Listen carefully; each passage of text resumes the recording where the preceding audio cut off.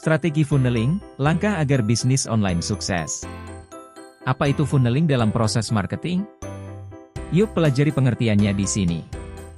Strategi marketing merupakan kunci sukses dalam menjalankan bisnis. Salah satu teknik dalam strategi pemasaran yang banyak diterapkan yaitu funneling. Apa itu funneling? Funneling adalah gambaran alur perjalanan pelanggan mulai awal hingga tercapai deal. Disebut juga dengan customer journey, funneling adalah teknik yang memudahkan para pelaku bisnis untuk menjangkau pelanggannya. Ingin tahu lebih banyak tentang funneling? Yuk simak video berikut ini sampai tuntas. Apa itu funneling marketing? Dalam ruang lingkup marketing, funneling adalah suatu teknik strategi yang menerangkan alur atau proses yang dilalui oleh calon konsumen sebelum melakukan sebuah pembelian. Funneling marketing sering juga disebut sebagai pipeline marketing, meliputi awareness hingga action. Pentingnya suatu bisnis menerapkan marketing atau sales funneling adalah dapat memprediksi sejauh mana prospek dari sebuah customer journey.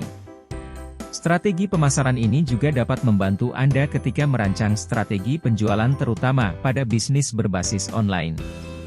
Selain itu, manfaat dari funneling adalah Anda dapat menyesuaikan strategi apa yang cocok untuk target pasar Anda, lalu bisa mengetahui lebih dalam mengenai needs and wants dari calon konsumen, serta dapat menganalisis komponen apa yang perlu ditingkatkan dari produk Anda. Fungsi funneling dalam bisnis. Untuk mengetahui lebih lanjut mengenai strategi pemasaran ini, Anda perlu mengetahui fungsi funneling dalam suatu bisnis.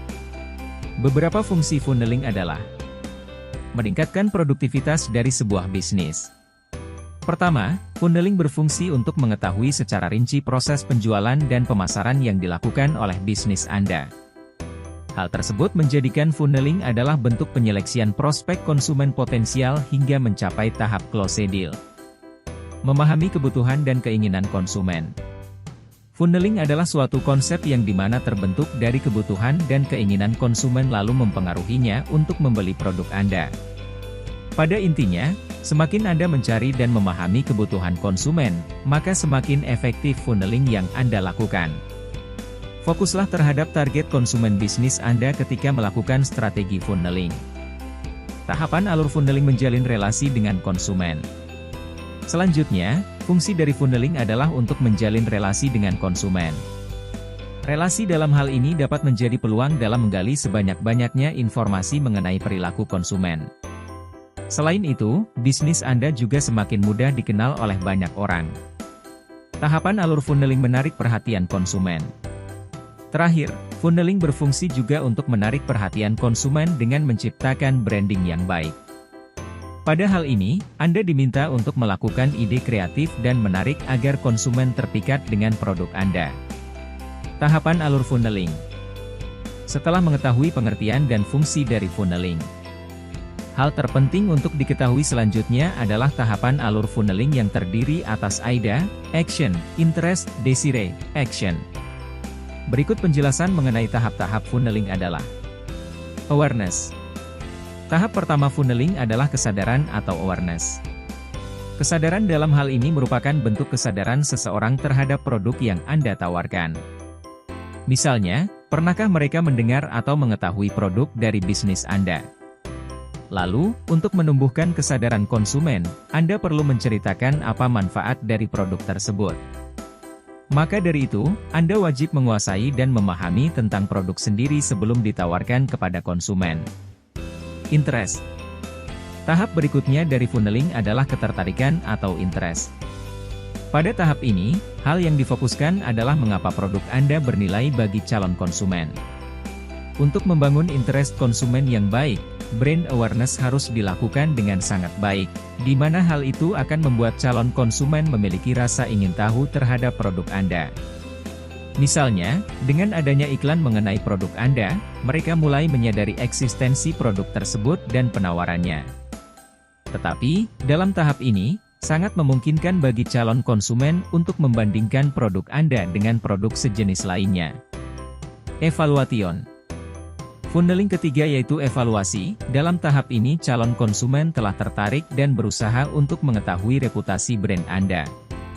Mengacu pada tahap interest, calon konsumen telah membandingkan dengan pesaing lainnya mengenai harga, kualitas, dan penawaran. Maka dari itu, produk Anda harus memiliki nilai tersendiri, sehingga mempunyai keunggulan di antara pesaing. Decision. Lalu, tahap keempat funneling adalah keputusan atau decision. Dalam tahap ini hal yang menjadi prospek utama ialah menggiring keputusan calon konsumen untuk membeli dan menggunakan produk Anda. Mereka akan mengambil keputusan pembelian berdasarkan kebutuhan dan hasil perbandingan dengan brand produk pesaing. Action. Tahap terakhir funneling adalah aksi atau action. Pada tahap ini konsumen telah berniat untuk melakukan pembelian. Mereka telah memiliki persepsi bahwa brand dan produk Anda dapat dipercaya serta memenuhi kebutuhan mereka. Apabila produk atau layanan yang Anda jual kepada konsumen berdampak pada kepuasan, maka, kemungkinan mereka akan berniat melakukan pembelian secara berulang. Lebih baik lagi, jika konsumen menjadi loyal terhadap produk Anda, hal itu akan meningkatkan reputasi perusahaan. Contoh funneling.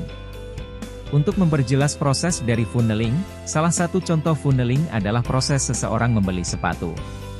Pada tahap awareness, orang tersebut mengetahui brand sepatu Anda melalui media sosial. Konten media sosial dari brand sepatu Anda tersebut sukses menarik perhatian mereka. Kemudian, mereka menggali informasi lebih dalam mengenai produk sepatu Anda lalu memutuskan untuk membeli sepatu tersebut. Tips menyusun strategi funneling yang baik. Berdasarkan pengertian, fungsi, tahapan, serta contoh dari funneling. Hal terakhir yang perlu diketahui mengenai funneling adalah cara menyusunnya. Berikut beberapa tips yang bisa Anda ikuti ketika menyusun strategi funneling dengan baik. Memahami calon konsumen Anda. Berorientasi pada konsumen. Melakukan pemetaan proses funneling konsumen. Mempertahankan merek secara konsisten di semua saluran. Memanfaatkan konten pemasaran digital untuk funneling. Memaksimalkan SEO, Search Engine Optimization. Melakukan CRM, Customer Relationship Manager, secara konsisten. Itu dia penjelasan mengenai apa itu funneling dan bagaimana teknik ini bisa efektif untuk strategi pemasaran. Sebagai pengusaha, perlu kiranya Anda menyusun funneling dengan seksama dalam membantu berjalannya bisnis. Demikian pembahasan tentang strategi funneling, langkah agar bisnis online sukses. Semoga bermanfaat. Sampai jumpa di video berikutnya. Yuk kita klik tombol like, share dan subscribe.